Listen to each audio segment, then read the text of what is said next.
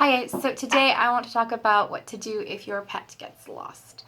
The first thing you want to do even before your pet is lost is if you can afford it, you want to get your animal chipped, whether it's a cat or a dog.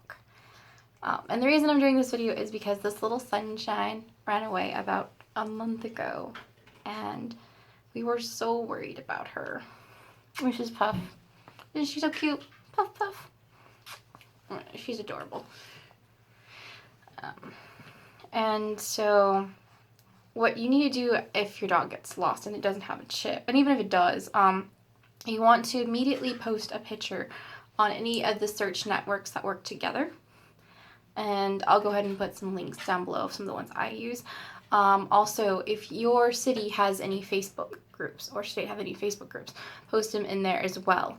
Then check your local pounds to see if they have found them. Especially if it's not chipped, because if it's not chipped, then it can end up in the adoption wing. That's actually what happened to her. She was going to get put up for adoption because she didn't have a chip yet. And normally we get our pets chipped right away, but since she is a puppy and she was our newest member, she hadn't got it yet. So you want to do that ASAP. You'd want to try not to avoid that.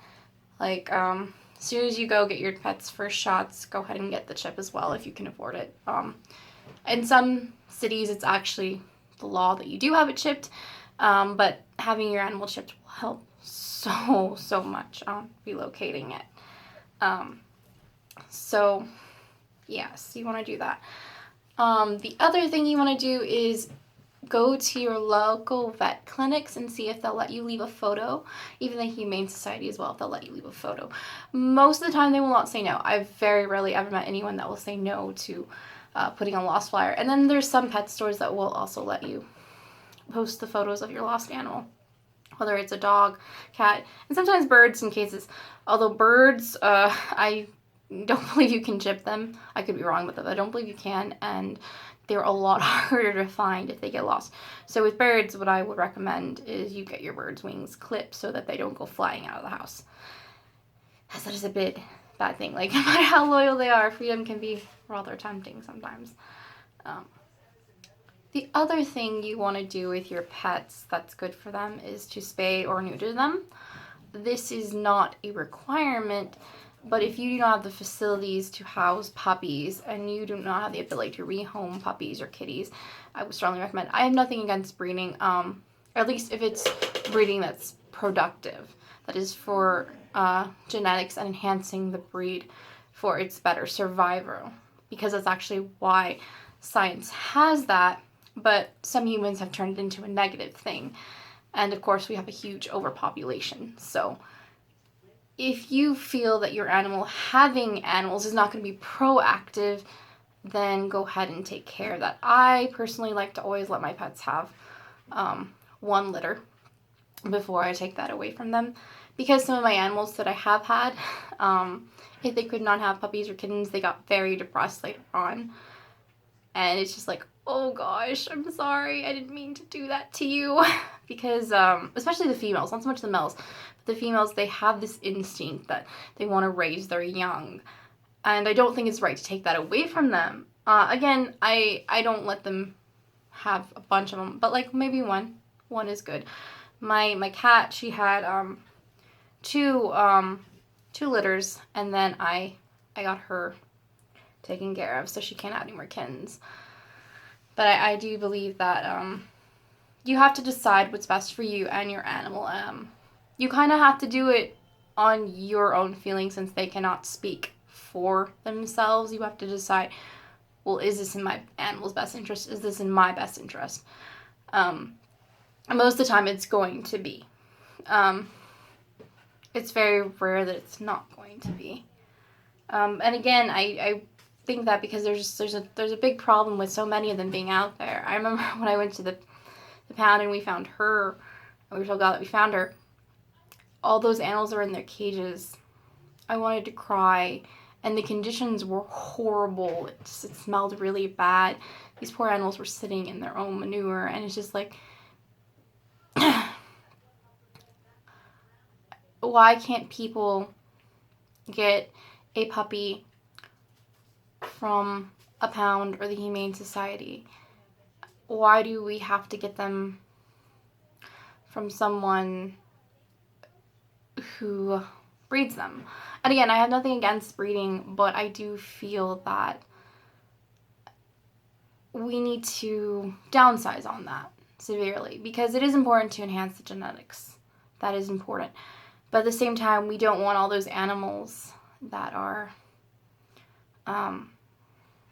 in the pound to be left there. And the fact that they only have such a short time to be there is also depressing.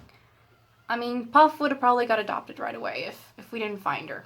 But, you know, why would you want any animal to be like that? And yeah, she's really cute. And that's what's really sad too. Like, I saw so many large dogs. So many beautiful large dogs. And they were just stacked up. The little ones, people would pick them up right away. But the big dogs, hardly. And it's upsetting because, like, big dogs are not bad. Now, there is an issue with big dogs, though, when they've come from places like that, because you can probably scar, like, the husky I had taken in, who, luckily did not go back to a pound. She went to a society. But we couldn't keep her because she just was so traumatized from whatever she went through before we got her, that she was literally attacking the other animals. And she was a sweetie, one-on-one. But when it came to the other animals, she was terrified of them. She asserted her domination. And so that's why you have to be careful, too, when they've been in the pound, because they can get traumatized. I know Puff was traumatized, too. Like, when we first brought her home, she would cry when people picked her up that were not my sister and I. So just like, I don't know you, get away from me. And this dog has just always been so loving and caring. And we finally got her out of that. And luckily she's a puppy, so, you know, it's easy to break. But, yes. And we recently actually got, our cat taken care of, and then one of our female dogs. Because we rescue a lot of animals. We love our animals.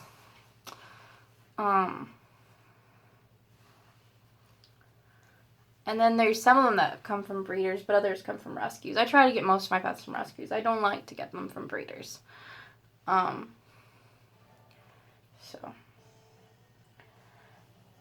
Puff came from a breeder, though.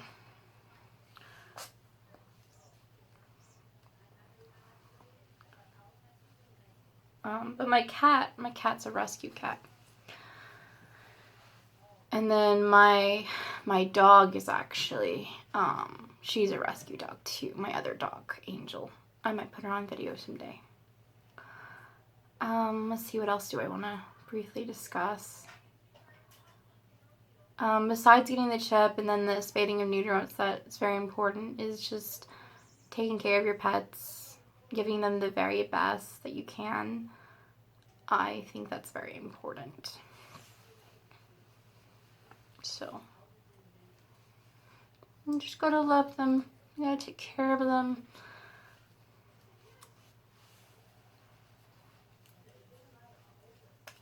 And if you find an animal that's not yours, try not to immediately send it to the pound unless your circumstances just don't let you keep it temporarily, because, especially if it's not threatening, because the pound is traumatizing for them. It really is.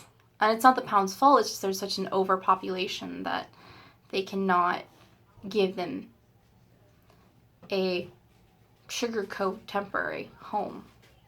And we need to work on fixing that.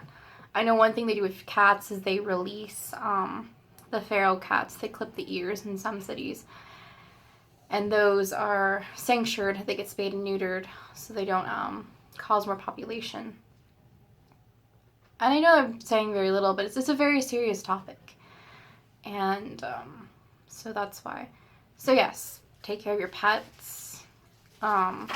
If you do not feel that you can rehome their offspring well, then you need to go ahead and neuter them. Again, nothing against breeders. I have respect for breeders that are not puppy mills. Because, again, their job is to enhance the genetics and make sure their lifespan is longer. But with the dogs and cats, it's just so bad that we need to really consider not breeding them as much.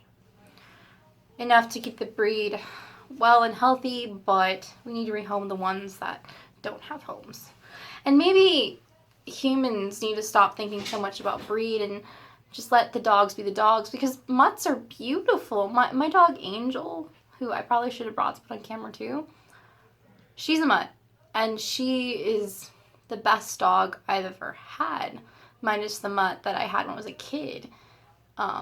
He was a little terrier mixed with a Yorkie and something else. But mutts actually do tend to live longer because their genetics are more vast than purebreds. Yes, purebreds are adorable and cute. Like, look at Puff. She's a Pomeranian. She's adorable. She's so adorable, and she's a purebred. But these mutts deserve to be loved and respected too. And I think people need to stop putting so much pressure on the pedigree and start realizing that the dog is great just because it's a dog. Same thing with cats. The cat is great just because of the cats. And I think that is improving, actually. I do see a lot of improvement on that. Much like society is starting to be more acceptable of different races. We're starting to be more acceptable of different animal breeds. So, that's my little spill today. And I thought it was a good topic because I got my cat and dog spayed and neutered recently. So that we won't be having any extra kitties or puppies, because we don't want that. I still have others that need to get spayed and neutered, but one at a time. The other thing you can do if you're not for that is just have either all males or all females. And whatever you do, if you do that, don't let a friend tell you to get the opposite gender, because then you will have surplus population, which is not good. Yeah, so if you don't want to spay any of your pets, just keep two of the same gender. Keep the same gender.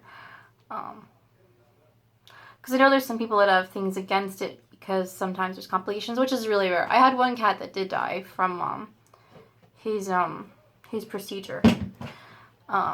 It messed up his urinary tract because they cut him wrong. So I'll go ahead and leave the information to the place that I went to for my animals, because it's very affordable, especially if you're in El Paso, because that's where they're located. I believe they also take animals from Las Cruces, though. I'm not sure. You'll have to check on that.